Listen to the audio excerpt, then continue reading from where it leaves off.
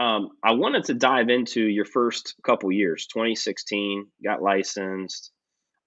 Did you have instant success? Can you kind of lead me up to current day of just kind of how business has been? How did you think about building it? Yeah, we did a lot. That was right at that time period when everybody was trying to do like inside sales agents Yeah. and here buy your leads and and just like going huge on a lot of that. So it was kind of the rode the wave on uh Boomtown. Yeah. And so that whole thing, and so that was really kind of what I thought the business is going to be like is hammering out those calls, doing it, and just again, I can't tell you how terrible that was and how much it really failed, but somehow squeaked out. I think it was 12 transactions my first year. So All right. whatever. Yeah. Hell. Yeah. So it's enough to live, which is so funny. Um, in comparison to like, there's a lot of promises and things like that in the title industry. And I'm just, even with just the 12 sales. And again, I wasn't talking about 12 sales like $300,000 houses, which were like mansions at that time in 2016. Uh, Yeah. there was a lot. I mean, again, we were especially in that beginning, we had a portfolio of like these bank owned properties. There was a lot of those like $70,000 properties, 125. And again, there's absolutely nothing wrong. I'd still do Yeah. those Yeah. now, obviously. But I'm just saying, you really, it was just a lot of that hammering that stuff out. So being able to do it, but it was kind of funny looking back because I like looked at my what I made that year. I said, even with all this grinding and these relatively smaller properties than some of the other agents in the office were doing, Yeah. I was like, I still made more money this year than I did being working in title. How is that possible? So, anyways, it was kind of one of those things. So after that, I'm like, okay, if this is all I'm doing now, so then the second year, then it was, I think it was close to, what was it, six? I think it was like somewhere between 6 and 7 million was like the second year coming in. Oh So it yeah. kind of jumped Awesome. in, and so that was kind of obviously that was great. And so then you're talking about like, wow, I've never made more money than this. Obviously, it's not about that, but it Right. Right. does help, Yeah. because then on the background of this, it was, we had second child. My wife wanted to stay home, so there was a lot of those, the proverbial barking dog stories. So Yeah. I'd love to have some sort of, pound my chest and say, yeah, I did it myself and all this stuff. But it was really just like, here's a family need. I have to make this work, or else, I'm dead. That's how I think of it. I'm just dead. Yeah. Not that my wife was putting up pressure, but I'm just saying this is Right. something that Right. I really wanted for them. I wanted her to be able to You found your why. feel secure. So yeah, that's exactly it. Yeah. So being able to do that, and then you kind of so that third year, here's where you can have that little early success, and then you look at the end of the year, and I call this the breathe out, because you look back and you're like, okay, here's my checkbook or whatever, and you're like, I did it. And that long little pause of breath can cost you a fortune. But because you have this anxiety Yeah. comes off your shoulders, and I probably had the worst first half of the year ever.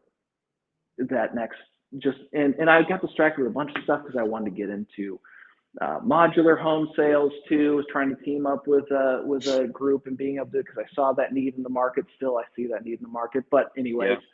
got distracted with that. Wasn't going to work out. Couldn't make. And so all of that led me to being 6 months in.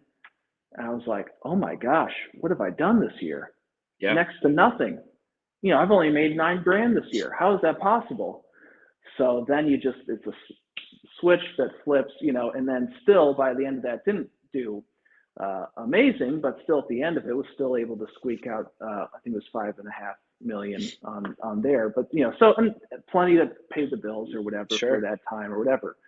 So, so it kind of has that flows like that. So it's been pretty steady ever since this past year, 2020.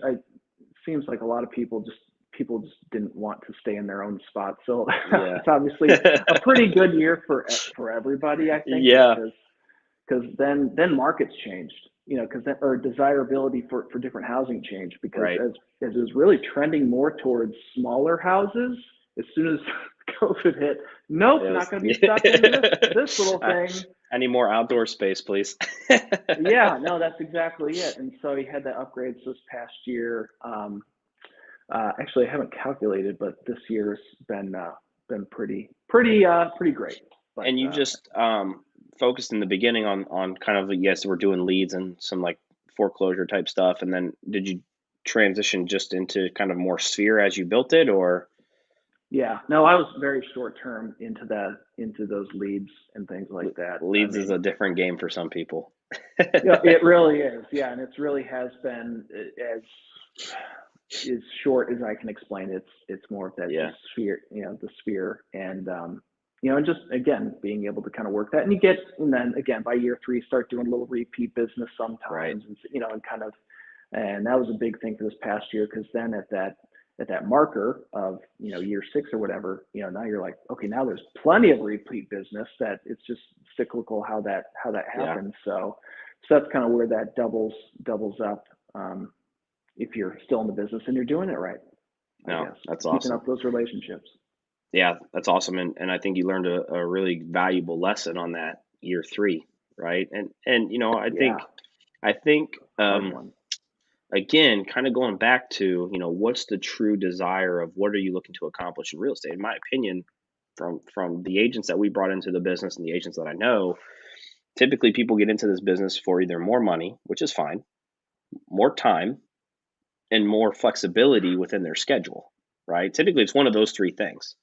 Yes, The problem as I is jokingly say, more flexible schedule equals flexible income. But yeah, yeah, but that's exactly right, right? Like you can yeah, have all three, but you have to set up your business a certain way, and yeah, you're probably talking about building out your team or building out a lot of system support, whatever, and that's all doable, and that's a whole different other conversation of how to do it.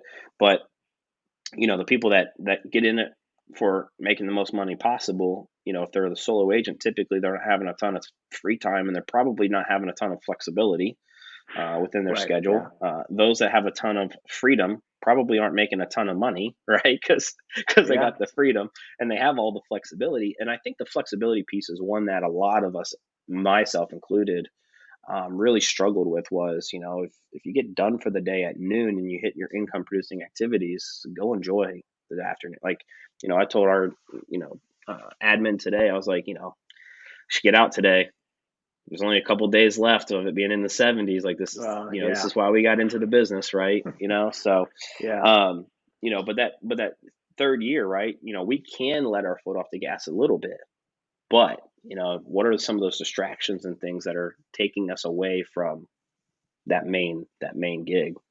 And I think a lot of agents struggle with that. I know I did it early on in my career, riding that roller coaster. We all know yeah, what that is. 1 month, 4 deals, next month, zero. Month after yeah, that, one, next month, three, next month, zero, right? And right. and you're just up and down. So